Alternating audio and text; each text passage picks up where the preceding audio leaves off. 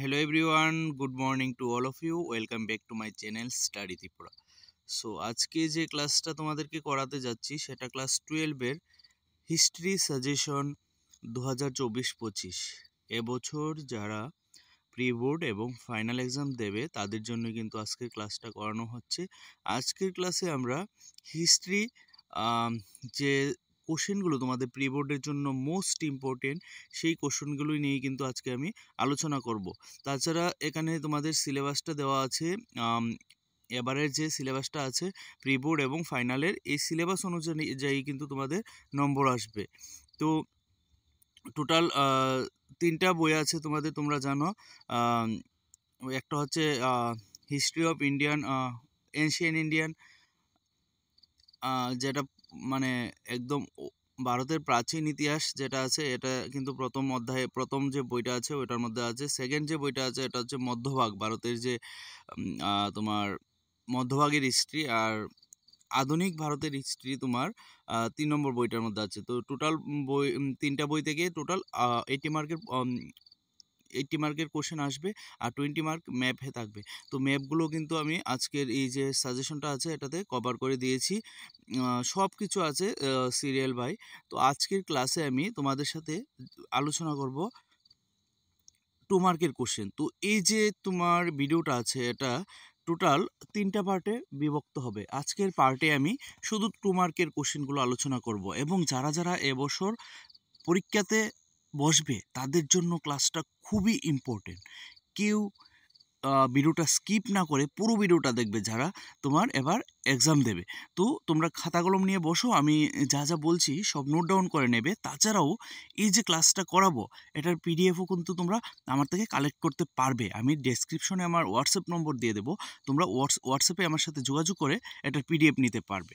তো দেখো আমি ক্লাসটা মানে বেশি কথা না বলে ডাইরেক্ট ক্লাসে চলে যাই যে 2 মার্কের কোন কোন কোশ্চেনগুলো এবারের জন্য ইম্পর্টেন্ট, আর যেগুলো 2024-এ মানে এসেছে ফাইনালে এই কোশ্চেনগুলো কিন্তু তোমাদের এখন লাগবে না, জাস্ট এগুলো বাদ দিয়ে বাকিগুলো পড়বে। তো আমরা প্রথম অধ্যায় যেটা আছে রাজা, কৃষক ও শহর, এই অধ্যায় থেকে কিন্তু 2 মার্কের কোশ্চেন আসবে এবং অল্প অল্প করে দিয়েছি আমি যাতে তোমাদের এক্সামের জন্য কোনো প্রবলেম না হয়। এই অল্প অল্প কোশ্চেনগুলো পড়ে যাও, আশা করি তোমরা একদম 100% কমন পেয়ে যাবে।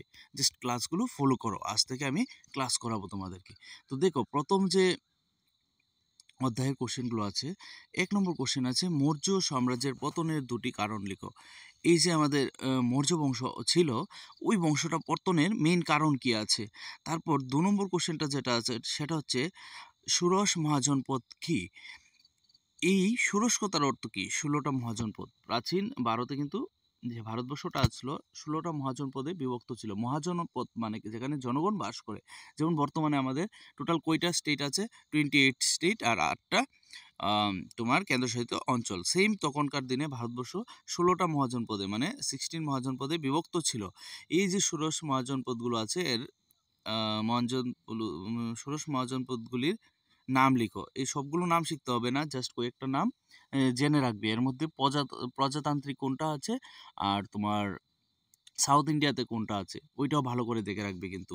আর এই কোশ্চেনগুলো আনসার কিন্তু নিচেই দেওয়া আছে, আমি উপরে কোশ্চেনগুলো দিয়ে দিয়েছি তোমাদের সুবিধার জন্য।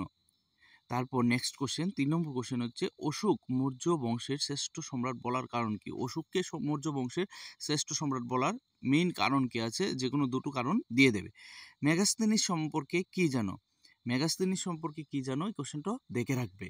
প্রথম 3টা কোশ্চেন কিন্তু খুব ইম্পর্টেন্ট। তারপর এই যে কোশ্চেনটা এটা ভেরি ভেরি ইম্পর্টেন্ট। সমুদ্রগুপ্তকে কেন ভারতের নেপোলিয়ন বলা হয়। তারপর দেখো নেক্সট যেটা শিখবে সেটা হচ্ছে মৌর্য বংশের প্রতিষ্ঠাতাকে, তার বংশ মৌর্য বংশ নামে খ্যাত কেন। এটাও মোটামুটি ইম্পর্টেন্ট, জাস্ট এই কোশ্চেনটা দেখে রাখবে, এটা মোটামুটি দেখে রাখবে। এপিগ্রাফিস্ট যে সব সমস্যার সম্মুখীন হয়েছিলেন তার মধ্যে 2টি লেখো।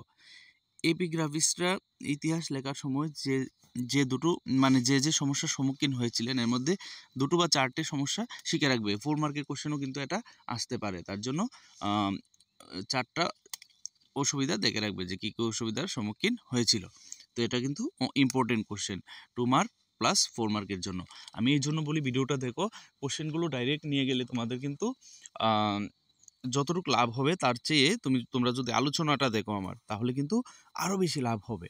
যে কোন কোশ্চেনটা কীরকম আসতে পারে সেগুলো কিন্তু আলোচনা করব।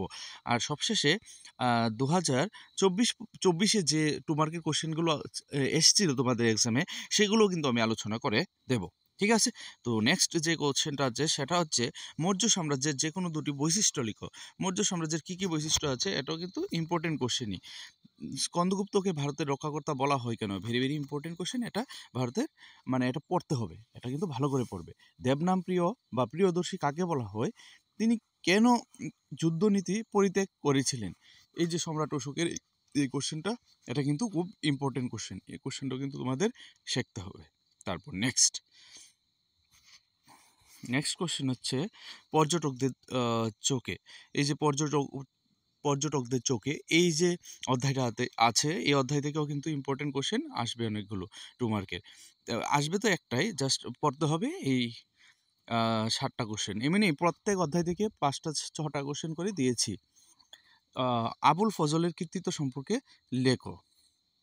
তারপর নেক্সট কোশ্চেন হচ্ছে ইবন তাকে পৃথিবীর পর্যটক বা বিশ্ব অভিযাত্রী বলা হয় কেন? Very very important question. Next question হচ্ছে আল বেরুনির লেখা গ্রন্থ থেকে কি কি জানা যায়? এটাও মোটামুটি ইম্পর্টেন্ট। ইবন বতুতার রিহলা গ্রন্থ থেকে দাসপ্রথা সম্পর্কে কি জানা যায়? এটাও ইম্পর্টেন্ট কোশ্চেন, শিখবে তোমরা। কিতাবুল হিন্দ গ্রন্থ থেকে তৎকালীন ভারতবর্ষের ধর্মীয় সামাজিক অবস্থা সম্পর্কে কি জানা যায়? এটাও খুব ইম্পর্টেন্ট কোশ্চেন কিন্তু।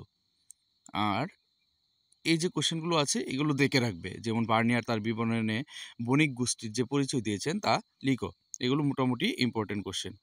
তো তারপর নেক্সট আমরা যে অধ্যায়টা আছে সেটা হচ্ছে ভক্তি ও সুফিবাদের ঐতিহ্য। ভক্তিবাদের প্রচারক হিসাবে গুরু নানকের ভূমিকা আলোচনা করো। ভেরি ভেরি ইম্পর্টেন্ট কোশ্চেন, এক্সামে আসতে পারে, ভালো করে শিখে রাখবে। ভক্তিবাদ উৎপত্তির দুটো কারণ কি আছে, এটাও পড়বে কিন্তু। তারপরে নেক্সট কোশ্চেন হচ্ছে ভক্তি আন্দোলন কি, দেখে রাখবে। সুফি পরম্পরায় যে শরিয়া বা শরিয়া মধ্যে দুটি সাদৃশ্য এবং বৈসাদৃশ্য লিখো। এটা ভেরি ভেরি ইম্পর্টেন্ট কোশ্চেন, 4-এর মানও আসতে পারে, তার জন্য এটা ভালো করে শিখবে।